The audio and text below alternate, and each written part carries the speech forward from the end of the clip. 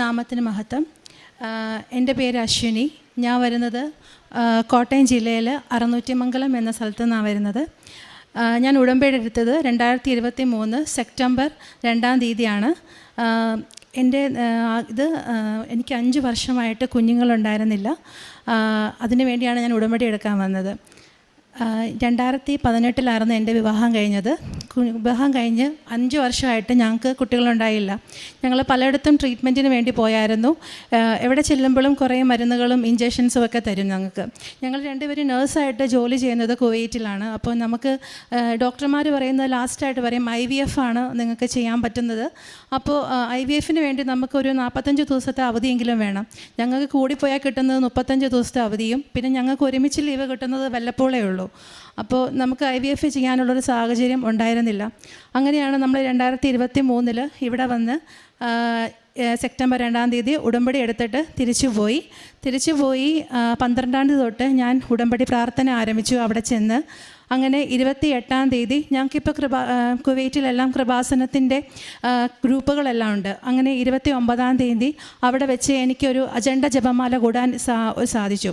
അങ്ങനെ അജണ്ട ജപമാല കൂടിക്കൊണ്ടിരുന്ന സമയത്ത് എൻ്റെ മനസ്സിൽ എപ്പോഴും ഒരു പേരിങ്ങനെ ആദം എന്നൊരു പേര്, എനിക്കറിയത്തില്ല, ഞാൻ കൊന്ത പിടിക്കുമ്പോഴെല്ലാം എൻ്റെ മനസ്സിൽ ഈ ഒരു പേരാണ് വന്നുകൊണ്ടിരുന്നത്. അങ്ങനെ അപ്പോൾ എനിക്ക് തിരിച്ച് ഞാൻ ജപമാല കൂടി വീട്ടിൽ ചെന്ന് ഞാനിങ്ങനെ പ്രാർത്ഥിക്കുന്ന സമയത്ത് ഞാൻ 10 ദിവസം ആയിരുന്നു എനിക്കിങ്ങനെ പീരിയഡ്സൊക്കെ ഡിലേ ആയിട്ട്. അങ്ങനെ ഞാൻ എന്തോ ഒന്ന് തോന്നി ഞാൻ ചെക്ക് ചെയ്തു. ദിവസം തന്നെ ചെക്ക് ചെയ്തപ്പോൾ ഒരു ചെറിയൊരു ലൈൻ ഇങ്ങനെ അതിനകത്ത് വന്നു. അപ്പം ഞാൻ ഹസ്ബൻഡിൻ്റെ അടുത്ത് കാണിച്ചപ്പോൾ പറഞ്ഞു ഇതിന് തോന്നുന്നില്ല, അത് ചിലപ്പോൾ ഇത് തെറ്റായിരിക്കും എന്ന് പറഞ്ഞു. അങ്ങനെ ഞാനത് ഒക്ടോബർ 4-ാം തീയതി വീണ്ടും ഞാൻ ചെക്ക് ചെയ്തപ്പോൾ ഒരു ക്ലിയർ ആയിട്ടുള്ളൊരു ലൈനാണ് അതിനകത്ത് വന്നത്. അപ്പോൾ ഞങ്ങൾ ഡോക്ടറെ അടുത്ത് ചെന്നു. അങ്ങനെ നമ്മൾ ഒരുപാട് വർഷം കേൾക്കാൻ ആഗ്രഹിച്ചൊരു കാര്യം ഡോക്ടർ പറഞ്ഞു ഞാൻ പ്രഗ്നൻ്റ് ആണെന്ന് പറഞ്ഞു. അങ്ങനെ നമ്മൾ ഓരോ സ്കാനുകളും അത് കഴിഞ്ഞുള്ള പല എനിക്ക് 36 വയസ്സായി. അപ്പോൾ ഒരുപാട് കോംപ്ലിക്കേഷൻ ഉണ്ടാവുമെന്നാണ് ഞാൻ വിചാരിച്ചുകൊണ്ടിരുന്നത്. പക്ഷേ ഓരോ സ്കാനിന് ഞാൻ അവിടെ ചെല്ലുമ്പോൾ എൻ്റെ കയ്യിൽ ഈ നമ്മുടെ ഇവിടുത്തെ എണ്ണയും ഉപ്പും കാശിരൂപവും ഉണ്ടാവും. ഇതെല്ലാം ഞാൻ വയറിൽ തേച്ചിട്ടാണ് ഭയങ്കര പേടിയോടുകൂടി ഓരോ സ്കാനിനും ഞാൻ അവിടെ ചെല്ലുന്നത്. കഴിയുമ്പോൾ എല്ലാ സ്കാനും എപ്പോഴും നോർമലായിരിക്കും. ഡോക്ടർ എപ്പോഴും സന്തോഷിച്ചാണ് എന്നെ അവിടെ നിന്ന് വിടുന്നത്. അങ്ങനെ ഒരു കുഴപ്പമില്ലാതെ എൻ്റെ പ്രഗ്നൻസി ടൈം അങ്ങനെ പൊയ്ക്കൊണ്ടിരുന്നപ്പോൾ 31-ാമത്തെ ആഴ്ച ഞാൻ അവിടെ ചെന്ന് കഴിഞ്ഞപ്പോൾ എനിക്ക് ഒരു BP 160/120 എൻ്റെ BP അന്ന് കാണിക്കുന്നത്. അപ്പോൾ ഡോക്ടർ പറഞ്ഞു പെട്ടെന്ന് തന്നെ ഇവിടെ നിങ്ങൾ ഹോസ്പിറ്റലിലേക്ക് പോക്കോ, കുഞ്ഞിനെ അവിടെ ചെന്ന് ഇപ്പോൾ എടുക്കേണ്ടി വരുമെന്ന് പറഞ്ഞു. അപ്പോൾ എനിക്കത് കേട്ടപ്പോൾ നമ്മൾ ഒരിക്കലും അങ്ങനെ ചിന്തിക്കുന്നില്ല, എല്ലാ കാര്യവും നോർമലല്ലേ. അവിടെ ചെന്ന് കഴിഞ്ഞപ്പോൾ ഡോക്ടർ പറഞ്ഞു ഇപ്പം തന്നെ പൊക്കോ, എന്തായാലും ചെയ്യേണ്ടി വരും, നീ പ്രാർത്ഥിക്കാൻ പറഞ്ഞു. അവിടെ ചെന്ന് നമ്മൾ പ്രാർത്ഥിച്ച് ഞങ്ങൾ ഡോക്ടറെ അടുത്ത് ചെല്ലും. അപ്പോൾ എൻ്റെ പ്രോട്ടീൻ യൂറിനകത്തുള്ള പ്രോട്ടീൻ ഭയങ്കര കൂടുതലാണ്. അപ്പോൾ അത് വെള്ളം കുടിച്ച് ഇങ്ങനെ കുറയ്ക്കണം എന്ന് പറഞ്ഞു. ഞാനത് ചെയ്ത് ഇരുന്ന് വൈകുന്നേരം ആയപ്പോഴും കുറയുന്നില്ല, BP പിന്നെയും കൂടുക, ഭയങ്കര തലവേദന എനിക്ക്. അങ്ങനെ അവിടെ ചെന്ന് കഴിഞ്ഞപ്പോൾ ഡോക്ടർ പറഞ്ഞു ഇനി വേണ്ട, 2 ദിവസം കഴിഞ്ഞ് ഒന്നുകൂടെ BP ഇച്ചിരി കൺട്രോൾ ആയിട്ടുണ്ടെന്ന് പറഞ്ഞു.